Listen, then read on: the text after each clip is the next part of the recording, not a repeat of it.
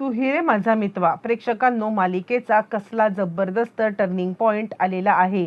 आतापर्यंत आपण इकडे पाहत आहोत की इकडे म्हणजे रमाकांतने उदयकांतला चांगलाच घोळामध्ये घेतलाय आणि आता त्याला त्याला असं काहीतरी घोळात घेतलंय आणि त्या एका व्हिडिओमुळे उदयकांत आणि वल्लरी हे दोघं जण हादरलेत आणि या संधीचा फायदा घेत रमाकांत स्वतः आता तिकडून पळून आलेला आहे.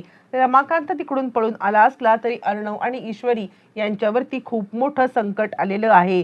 कारण आता इकडे जेलमधून सूत्र हलवत आता मात्र राकेशने खूप मोठा डाव खेळायचं ठरवलंय. राकेशने या सगळ्यामध्ये अर्णव आणि ईश्वरी यांच्या गाडीमध्ये आता मात्र बॉम्ब फिट करून त्यांना उडवायचं प्लॅनिंग केलंय. पण आता रमाकांत आयत्या वेळेला मात्र जेव्हा आता त्यांच्या तावडीतून सुटलाय तेव्हा रमाकांत रस्त्यामध्ये या दोघांना भेटलाय आणि त्याच वेळेला रमाकांतला आता मात्र या दोघांनी गाडी थांबवली असता रमाकांतने या गाडीमध्ये लावलेला बॉम्ब पाहिलाय आणि त्यानंतर मात्र आता इकडे इकडे जेलमधून फरार झालेल्या राकेशची काय हे झाले, नक्की कसं काय घडलंय सविस्तरपणे पाहू. इकडे आता देशमुखबाईच्या लक्षात आलेलं आहे की नम्रता ही आता कमजोर कडी आहे, म्हणजे घराशी जोडून ठेव हे काही हिला जमणारी गोष्ट नाहीये. म्हणजे हा आकाश मात्र आता आपल्या भावंडांसाठी रडतोय, पण ही मात्र आकाशच्या टेक्सटाईल कंपनीसाठी लढती आहे. ते काही नाहीये. या कमजोर कडीला जर का आपण हातामध्ये घेतली तर मात्र आपलं काम सोपं होईल आणि ती सांगायला लागते म्हणजे तू का या सगळ्यामध्ये मात्र आता पार्टिसिपेट करतेस. यावरती नम्रता सांगते का काही प्रॉब्लेम आहे का, म्हणजे मी जर का पार्टिसिपेट केलं तर मला या सगळ्यामध्ये खरं सांगायचं तर माझं स्वतःचं अस्तित्व निर्माण करायचं आहे आणि हे अस्तित्व निर्माण करण्यासाठी आता मी काहीही करू शकते. आणि यावरती मग आता तिला सांगायला लागते ती म्हणजे स्वतः आता सौदामिनी, अगं तुझं अस्तित्व तुला जर का निर्माण करायचं असेल तर मात्र तुला या सगळ्यामध्ये इंडिव्हिज्युअल उतरावं लागेल. आत्ता जर का तुम्ही दोघांची टीम इकडे उतरली मग मात्र तुमच्यासाठी हे काम कठीण असणार आहे. कारण काहीही झालं तरी सुद्धा या सगळ्यामध्ये आपण आता म्हणजे तू एकटी भाग घेणं गरजेचं आहे. त्यामुळे तुझ्या या नवऱ्याला जरा समजाव, त्याला जरा समजाव की या सगळ्यामध्ये फार काही वेडेपणा करू नकोस. तुला जी काही एंट्री दिले ना ती एंट्री आता तुम्ही हे करा. खरं तर तुझ्याकडे बघून खरं तर यांनी तुला एंट्री दिले, पण हा वेडेपणा मूर्खासारखा पुन्हा पुन्हा जर का करायचा असेल मग मात्र या सगळ्यामध्ये काहीही उपयोग नाहीये. तुझ्या नवऱ्याला समजाव. तू जितकी मला समंजस दिसतेस ना तितका तुझा नवरा दिसत नाहीये. आणि त्यानंतर मात्र आता लगेचच अर्ध्या हळकुंडाने पिवळी झाले आणि नम्रता सांगायला लागते आकाश तुमच्या लक्षात येतंय का, म्हणजे आपल्याला सुद्धा एंट्री मिळणार नाहीये. जर का अर्णवच्या बाबतीमध्ये हे सगळं घडलं असतं, अर्णव आणि जिजूंनी तुमची बाजू घेत मात्र आता हे सगळं केलं असतं का, त्यांनी त्यांची एंट्री नाकारली असती का, तुम्ही जरा विचार सुद्धा करत नाही आहात की हे सगळं काय चाललंय. आणि त्यावरती आता इकडे सांगायला लागतो तो म्हणजे स्वतः आता म्हणजे इकडे सांगायला लागतो लगेचच आकाश, हे बघ मला त्या एंट्रीचं काही पडलेलं नाहीये. माझ्यासाठी ही एंट्री जास्त महत्त्वाची नाहीये. माझ्यासाठी महत्त्वाचं आहे ते म्हणजे सात्विका फॅशनची एंट्री जाणं.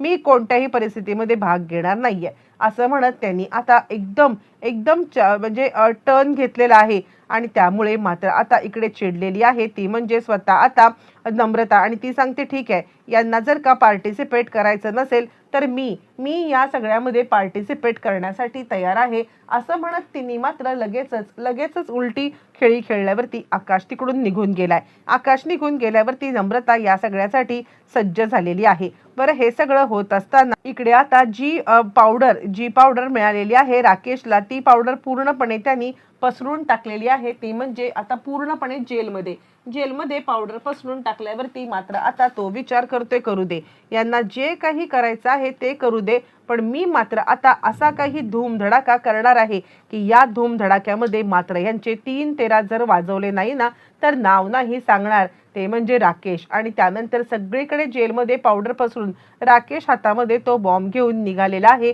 तो म्हणजे ईश्वरी आणि अर्णव या दोघांना उडवण्यासाठी. आणि त्यानंतर अख्ख्या जेलमधले सगळी माणसं झोपलेली आहेत, कारण ह्याने जी पावडर नशेची टाकले त्या पावडरच्या नशेमुळे त्यांना सगळ्यांना गुंगी आले आणि गुंगीमुळे सगळेजण मात्र आता झोपून गेलेले आहेत. सगळेजण झोपून गेल्यावरती मात्र आता तो हा इकडून निघालाय, राकेश तिकडून निघालाय आणि राकेश या सगळ्यामध्ये मात्र आता त्या कारच्या इकडे बॉम्ब लावतोय. आणि तोपर्यंत मात्र इकडे आपण पाहिलंय की ज्या वेळेला ती का म्हणजे ईश्वरी आणि अर्णव हे दोघं जण आता ज्या वेळेला वारीची आरती करण्यासाठी म्हणजे वारीच्या पाया पडण्यासाठी थांबलेले आहेत त्याच वेळेला त्याने तो बॉम्ब लावलाय। पण तोपर्यंत इकडे बोलण्यामध्ये गुंतवून ठेवून मात्र आता वल्लरीला इकडे उदयकांतने तू एक काम कर, मी खरं तर अर्णवच्या घरी जायला निघालो होतो तो पुरावा शोधायला, याने कोणता पुरावा ठेवलाय ते, पण मी इथे थांबतो, तू तिकडे जा, तुला पुरावा सापडला की तू मला इशारा कर, एकदा का तू मला इशारा केलास ना की त्यानंतर मी आता ह्याला इथे असाच संपवून टाकतो, याला इथे असाच गाडून टाकतो, कळतंय का तुला?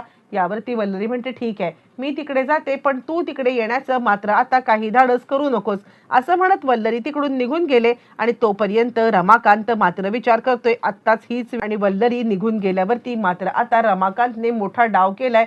वल्लरी निघून गेल्यावरती रमाकांत उठलाय, उठून आता रमाकांतने तिकडे मोठी काठी घेतले, काठी घेऊन मात्र आता उदयकांत ज्या वेळेला बाजूला उलटा झालाय त्यावेळेला तीच काठी उदयकांतच्या डोक्यामध्ये घातले। काही कळायच्या आत आता उदयकांतचा खेळ खतम झालाय। रमाकांतने खूप मोठ्या या परिस्थितीमध्ये मात करत उदयकांतच्या डोक्यामध्ये काठी घालत मात्र आता त्याला बेशुद्ध केलेला आहे। ज्या वेळेला त्याला इकडे बेशुद्ध केले, उदयकांत सांगते खबरदार, खबरदार, जर का आता माझ्या विरोधात जाण्याचा प्रयत्न केलास तर गाठ माझ्याशी आहे। पण त्यावेळेला त्याचं काही न ऐकता मात्र आता इकडे लगेचच रमाकांत त्याच्या डोक्यात काठी दुसरी काठी मारतोय। दुसरी काठी मारल्यावरती मात्र आता तो पूर्णपणे बेशुद्ध झालेला आहे आणि बेशुद्ध होऊन आता तो जमिनीवरती पडलाय। त्याला काहीच करता येत नाही कारण वल्लरी पण नाहीये। आणि त्यानंतर उदयकांतला तिकडे बेशुद्ध अवस्थेत ठेवून रमाकांत मात्र आता तिकडून पळून गेलेला आहे। रमाकांत पळून गेल्यावरती मात्र आता इकडे तोपर्यंत अर्णव आणि ईश्वरी यांनी आपली कार चालू केलेली आहे आणि कार चालू करून आता ते दोघं जण निघालेले आहेत। ते म्हणजे इकडे आपल्या सात्विका फॅशनच्या इथे मामांनी फोन केलाय लवकरात लवकर या म्हणून। आता ते तिकडे निघालेले असताना मात्र आता ईश्वरीला रस्त्यामध्ये मात्र इकडे बाबा दिसलेले आहेत। ईश्वरी म्हणते सर गाडी थांबवा, लवकर गाडी थांबवा। यावरती अर्णव म्हणतो काय झालं, आता काय नको ते उद्योग तुझ्या अंगात आले? यावरती ती सांगायला लागते मला इथे बाबा दिसलेत, आणि असं म्हटल्यावरती मात्र आता लगेचच ती इकडे सांगायला लागते ते बघा मी तुमच्या बाबांना पाहिलं। पण तोपर्यंत हे सगळं बोलेपर्यंत गाडी खूप पुढे गेलेली असते आणि त्याच वेळेला रमाकांत मात्र आता धडपडत तिकडून आलाय। इकडे तोपर्यंत उदयकांत जरा तरी शुद्धीवरती आलेला आहे आणि उदयकांत शुद्धीवरती येत त्याने कॉल केलाय तो म्हणजे आता इकडे वल्लरीला। तो वल्लरीला सांगतोय सगळा डाव फेल झालाय, तुला पुरावे तिकडचे सापडले का? यावरती ती म्हणते नाही, त्यांनी आपल्यासोबत मोठा गेम केलाय। कसले पुरावे, काय पुरावे? कसलेही पुरावे काही सापडलेले नाहीयेत। असं म्हटल्यावरती तो सांगतोय त्याने खरंच मोठा गेम केलाय कारण तो इकडून पळून आता पसार झालेला आहे। असं म्हटल्यावरती मात्र आता लगेचच ती सांगायला लागते काय पसार झाला? मूर्खा, तुला एकही गोष्ट नीट करता आली नाही का? आणि त्यावरती तो म्हणतो हे बघ मला मूर्ख म्हणू नकोस, तू तरी कुठे वेळेत फोन करून मला आता सांगितलंस की इकडे पुरावे नाही आहेत किंवा काही आहे। ती म्हणते गप्प बस, स्वतःचं खापर दुसऱ्याच्या माथी फोडायची तुला आता चांगली सवय लागलेली आहे। असं म्हटल्यावरती मात्र आता तोपर्यंत ईश्वरीच्या सांगण्यावरून अर्णवने कार थांबवलेली आहे आणि कार थांबवल्यावरती ताबडतोब मात्र आता इकडे आलेला आहे तो म्हणजे रमाकांतने त्या दोघांना पाहिलंय आणि रमाकांत ज्या वेळेला कारच्या बाजूला पाहतोय आणि त्यावेळेला रमाकांतच्या लक्षात आले की कारच्या मागच्या साईडला बॉम्ब ठेवण्यात आलेला आहे।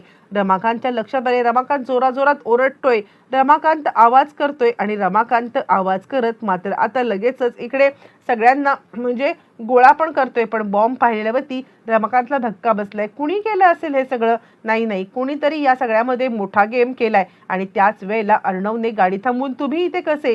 त्यावरती रमाकांत त्याला ओरडून आता सांगत आहे आत्ताच्या आत्ता मात्र आता कारमधून उतर। ईश्वरी सांगते काय झाले बाबा? काहीतरी बाबांना झालंय बघा तरी त्यांची अवस्था, चला कारमधून उतरूया। पण आता अर्णव कारमधून उतरत नाही, जा तू त्यांना घेऊन ये। पण आता त्याच वेळेला ईश्वरी उतरल्यावरती रमा दुसऱ्या साईडने आलाय आणि दुसऱ्या साईडने येऊन आता त्याने त्याचा हात पकडलाय। हात पकडून मात्र आत्ताच्या आत्ता बाहेर पड असं म्हणत त्याला आता बाहेर काढलेलं आहे।